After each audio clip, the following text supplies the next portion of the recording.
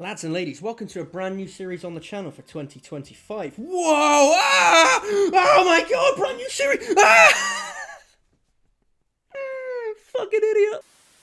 The MLS Road to Glory. What a time to be alive! And the MLS is without a doubt my favourite licensed league on Sorare. Personally, I find it such a fun league with the talent getting better season after season, and it's kicking off in less than 2 months' time, so what better moment than now to get this series going. But what would the aim of this series be? Well, of course, it would be to make some cold hard cash money with some brand spanking new MLS cards. That's the dream, and that's on top of my classic MLS cards that I already own, but we'll get into them more shortly. Now, I'm sure most people who will watch this will be aware that Sorare has heavily pivoted into the in-season model as being the main moneymaker on the game at this point. Classic has sort of taken a backseat and been neglected to some extent due to this pivot, but that's the way the game is these days, like it or lump it, so we'll be looking at getting our cut of some of that in-season challenger money with any new MLS season cards for the 2025 season. Now, one issue with my plan to focus heavily on the MLS, or maybe not an issue, but something to be astutely aware of, is that any new 2025 MLS cards I buy will immediately be at a slight disadvantage in the in-season challenger competitions. And this will be down to the fact that players from other challenger leagues, such as the English Championship, the Eredivisie, the Turkish League, and so on, will have almost had a full season of play at that point. So, therefore, they're going to have their in-season 5% bonus on top of any higher XP bonuses just from being used throughout the season. So, that's going to be tricky. There's also going to be more assuredness on their predicted lineups and so forth. Obviously, when a season starts off, you're never entirely 100% sure on who's going to start and who could potentially be benched or what new tactics there will be and so forth. But that's just the way the cookie crumbles, and we're going to have to go with it. So, yeah, it's not just going to be a case of buying the best cards in the MLS and sweeping up the competition by any stretch, but I love the league, so despite a 2-month overlap with fixtures from the European leagues, we don't give a fuck, we're not too bothered, we don't care, we're gonna rock it, lock it, and zip it, and pocket that money. That's the plan. What the fuck was that sentence, you fucking idiot? Now, the next question is then the prices of new season MLS cards that I'll be buying on top of the scouting process behind these purchases themselves. Typically, I'd just, fucking cop out and go buy a full stack of a team and leave it at the door, but not this season. It's time we look at carefully crafting some select teams to enter once the league returns. Obviously, my base MLS knowledge will come into play here on top of utilising Sorare data to get some teams capable of challenging for those big money prizes in the competitions, keeping in mind that I haven't previously entered any challenger in-season competitions, so I'll be starting from the very bottom. But to buy any in-season players for the 2025 season, I'm gonna need a budget. Now, for anyone who follows my channel religiously, thank you very much, but you'll also be aware that I've been doing a Footium playthrough series. Check that out if you haven't, it's all been good fun.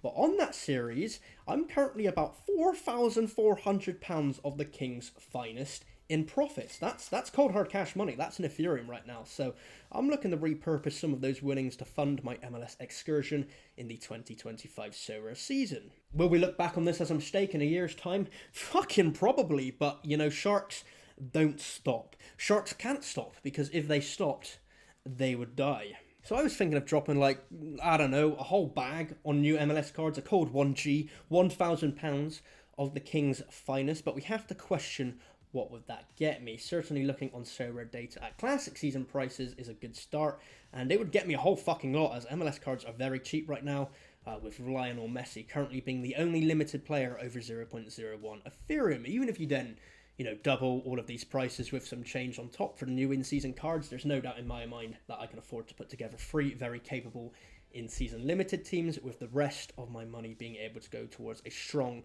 rare in-season setup, and then whatever change is left after that is just gravy on top to strengthen where needed. But that's the general gist of the plan right now. Now, in terms of the players I plan on purchasing and the scouting process behind them for the new in-season MLS cards for the 2025 season, we'll get into that in a future video. All in good time, lads and ladies, but today we're going to be looking at my classic season setup from the cards I already have in my account. As difficult as classic is to compete in these days, I've still got a bunch of cards from the MLS that aren't really worth the hassle of selling right now, So, anything I can win with these is just going to be gravy on top.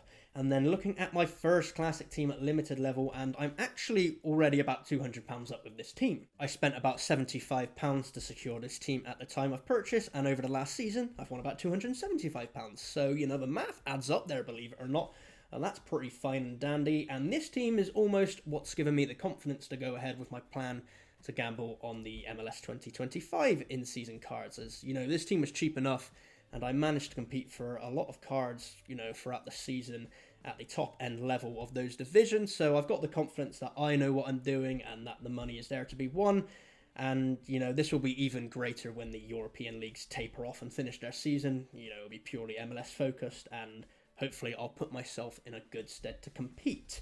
My only concern with this limited team specifically, and, any of my classic teams that I already have, is any impending transfers that essentially ruins the lineup. Here, for instance, Lucho Acosta is the one that's been heavily linked away from this team, in which case Gazdag of Philadelphia Union would be an ample replacement. Doesn't quite hit the heights that Acosta does, but, it's classic. I'm not too fussed. We'll deal with any transfers as they've come. As I've said, I've shown you the current state of prices on the top-end classic cards for MLS players already.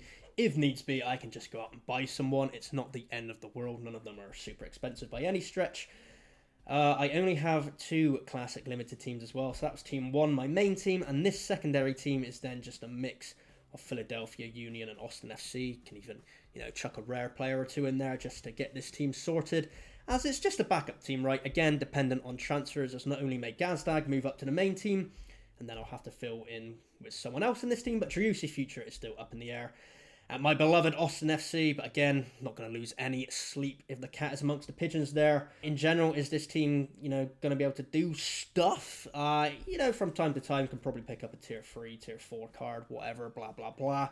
Stuver is one of the better goalies in the MLS, I think, but he's getting on an age, and the Austin defense is fucking dog shit.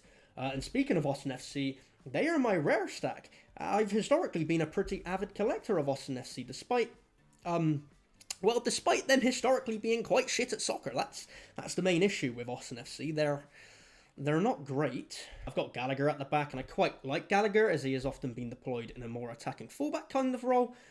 So at least when Austin do concede, which they often do, there's always a decent chance of some good attacking AA from Gallagher, or God forbid, a decisive score. And we got to keep in mind as well, Austin FC have a new coach as well, so that could be an issue. This classic rare team will be very dependent on what kind of formation and tactical playstyle the new manager Nico Estevez goes for. But right now it almost picks itself. We've got Driussi in my midfield spot as long as he remains at the club. And then DP player Bakari up top alongside what I imagine will typically be Jader O'Brien in that extra slot. Although Cascante and Owen Wolf are options as well. I've even got this Mikel Ure still from Philadelphia who I spent 0.4 Ethereum on at the time when I bought him a few years back. So that's quite painful to think about when you compare to old purchases. But comparing is the thief of joy, ladies and gentlemen, so no need to do that. We're just going to see what Ure can do in his current form. And then my super rare team, I'd say it's super average. I have had some small successes in the past, winning a few thresholds and cards back in the day with this one. But all in all, this team has definitely been a net loss for me. I ain't going to sugarcoat that one. But we go again next season. I'm not selling any of them. Objectively, it's not an awful team by any stretch. Fries was one of the best MLS goalkeepers last season, and pairing him up with his NYCFC teammate Martins at the back is a decent combo if they can keep a few more shutouts next season. Again, Driussi is capable of decisives despite his indifferent form from last season. Kuipers was a bit hit and miss. I'm hoping he kicks on this season after a slow season last time out for Chicago. The issue is then Pomykal in the extra spot. I mean, he was out for all of last season with an ACL injury, I believe it was, so he is coming back this pre-season and hopefully can win back his place in the starting lineup, so he'll always be an option. But I don't really love having him in the extra spot, so any spare change, as I've mentioned from earlier, after buying some new in-season cards, could definitely go towards buying, a spare extra MLS super rare player here for the classic seasons. I don't really like buying players for the classic seasons, but needs must and all of that. Whatever will be with these classic lineups at the end of the day. But I'm looking forward into getting into the new in-season cards for 2025. Like and subscribe to see those scouting episodes when they drop in the coming weeks. And I'll catch you then, because I love you.